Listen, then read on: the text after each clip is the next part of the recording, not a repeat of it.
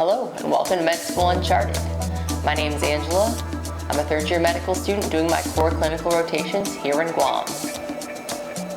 So we've been on Guam for about 4 months now. Today, we like to talk about what we do on our off time. Exactly. So first, let's talk about the beaches. Yes, they are amazing. So Guam is a small island in the middle of the ocean, and it has beautiful beaches. Some of them are very easy to get to. You can pretty much drive straight down, park, walk out, and be in the water within a couple minutes. Some of the other beaches are a little harder to get to. The beach that we go to quite often is Ypao. It's right in the middle of like the tourist district in Tumon. A lot of people go there. It's very accessible, and sometimes we just have an afternoon off or an evening off, and we'll just go down there and enjoy the water. The water's super turquoise there. Yes. And it's beautiful, very warm. For sure. Yep. I think that's one of the best parts about living on Guam. You're surrounded by these world-class beaches and tropical reefs that are teeming with tropical fish. It's awesome. Yeah. And then also Guam has one of the few black sand beaches. Yeah. So out by Telefofo, right? Yeah. Telefofo Bay. So Surfside Beach in Telefofo Bay is a black sand beach. Hawaii is famous for a black sand beach, but Guam actually has one too. And it's the minerals in the sand that break down and make that black sand. It's just clean, beautiful black sand. Another great beach is Gun Beach. That's where you see some beautiful sunsets. Yes. Right there. It's west facing. The sunset there is perfect. And then if you're at Gun Beach and you don't mind taking a little bit of a hike, go ahead and walk around the point at the end where you'll see the gun at one end. There's a big rock face, and then you walk around the point in the water, and then you see Fai Fai Beach. That's a long, secluded beach, not too bad of a walk, and honestly, the few times that we've gone there, we've been the only people there for an entire afternoon. Yeah, for sure. And they also have, Fai Fai Beach also has a lot of coral reefs right in the water too. And we've seen a ton of blue sea stars there. Yeah, for So sure. that was really neat. The really nice thing about having the coral reef right outside the beach is that it protects it from the surf. The big waves break on the reef, and the area where you would actually swim or snorkel is protected by the reef. So that's actually pretty awesome. So we've already mentioned snorkeling a few times, but that was my second thing I like to do on a day off or an afternoon off, is just go out and snorkel. It's not an expensive sport to get into. You just need to buy some flippers, some dive shoes, a mask, and a snorkel, and go find a place that you're comfortable swimming around in. We've found several sites. We've just gone to Ypao Beach quite a few times because, again, easy to get to. Yep.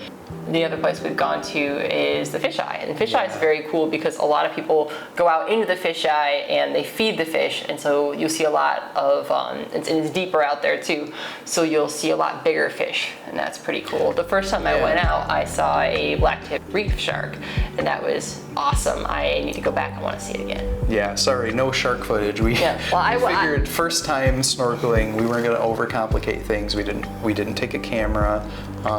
You know, in the water, especially open water like the ocean, you do want to be careful, pay attention to the tides and the currents, things like that.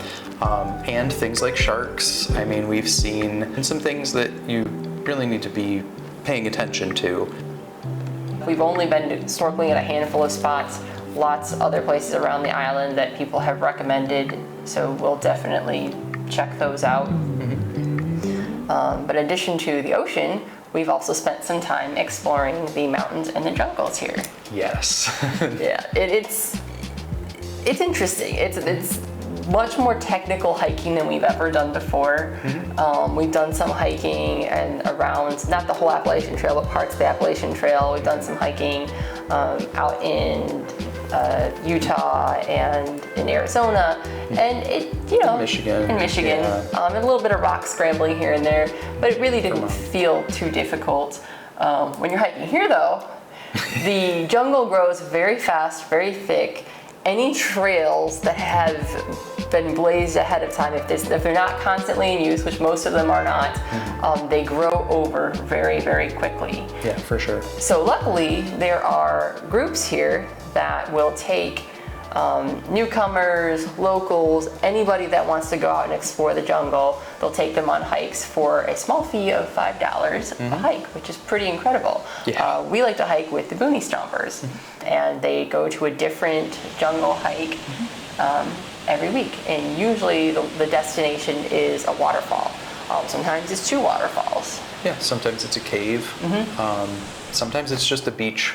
Right. These are places that we never would have found on our own. Even if you would have given us a map or told us where the trailhead was, the trails, like I said, are very overgrown, and you need to have someone show you the way, someone who's been there. And luckily, the way that they do it, they're pretty organized. They'll have someone do the hike earlier in the week just to kind of see the condition of the trails and clear it if it needs to be cleared a little bit, and also just kind of probably remind themselves of where the trail is. Yeah, for sure. And then we'll take it as a group, sometimes it's a group of 10, 20, as many as 30 people. Not only do we get to go and see parts of the jungle and parts of the island that we never would have found on our own, but the type of people that gravitate to these hikes tend to be really just kind and interesting people. We always find someone new to talk to. Yeah, for sure. On the path, and people are just genuinely looking out for each other, making sure, really hoping that everyone has a good time and comes back safely. The type of people that end up on the Guam Boonie Stompers are just genuinely good people, and we appreciate that. Sadly, I don't have every Saturday off just because sometimes I'm on call. My schedule changes month to month, but next time we have a Saturday off, we'll be doing another Boonie hike. Yeah.